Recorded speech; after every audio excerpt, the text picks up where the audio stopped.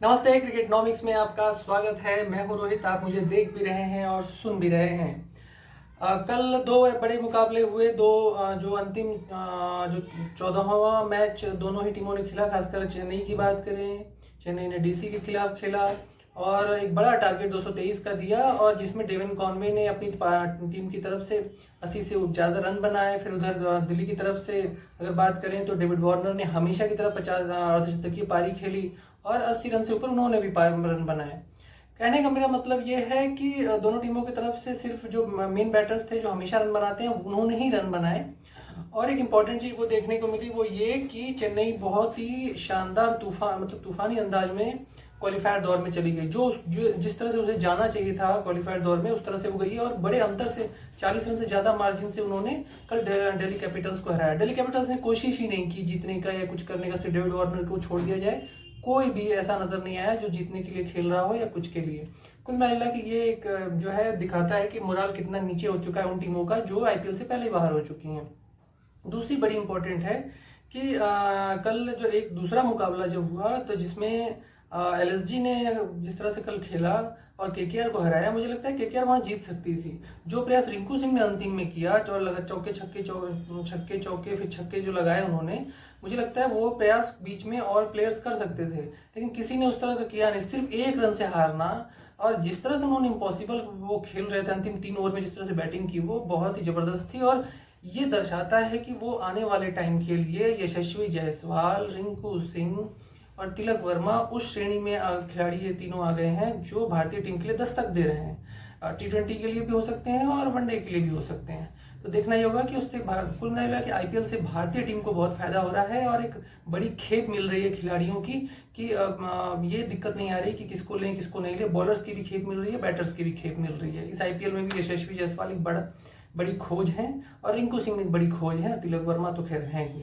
तो ये 2-3 खिलाड़ी। दूसरी बड़ी चीज ये थी कि कल जब केकेआर ने जिस तरह से 177 रन का टारगेट था वो आसानी से हो सकता था। नीतीश राणा की तरफ से उतना प्रयास नहीं किया गया। सुनील नारायण का मुझे लगता है कि जो बॉलिंग का जो परफॉर्मेंस था वो और अच्छा हो सकता था अगर शुरू में जो पहला स्पेल था पहला, उसमें अगर थोड़ी सी कोशिश केकेआर ने की होती तो।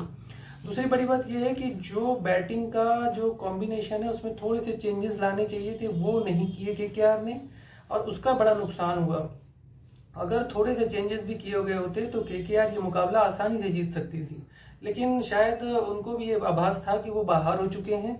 ठीक वैसा ही हाल था जैसे दिल्ली कैपिटल्स का था, यानी कि हारने वाली टीम जो बाहर हो चुकी है उसके दिमाग में पहले से ये चीजें हो चुकी थी कि हम तो बाहर हो ही चुके हैं, अब क्या है। मोरल डाउन होना, इसे ये कहते हैं कि मोटिवेशन वाली कोई चीज आगे हमारे लिए नहीं बची है। जो जिन टीमों को मोटिवेशन के लिए बचा था, जिन्हें जीतना था वो जीत गई। चेन्नई सुपर किंग्स जीतकर क्वालिफायर में दूसरे नंबर पे पहुंच गई है आज टेबल पॉइंट में, और एलएसजी तीसरे नंबर पे टेबल पॉइंट में पहुंच चुकी है, वो भी क्वालिफायर मतलब प्ले ऑफ में पहुंच चुकी है।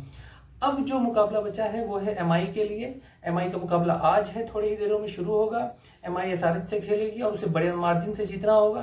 फिर देखना होगा कि जीटी और आरसीबी किस तरह से खेलती हैं, क्योंकि वहां पर जीटी को आरसीबी को हराना होगा, तब जाकर जो है एमआई पहुंचेगी, नहीं तो आरसीबी के पहुंचने के चांस ज्यादा हैं। देखते हैं कि मुकाबला कैसा होता है, लेकिन कुल मिला जुला के जो है सीएसके पिछले सीजन में नंबर 10 पर है, इस बार नंबर 2 पे आ गई है और अंतिम मुकाबला जीतकर वो क्वालिफायर यानी कि प्ले ऑफ में पहुंची है।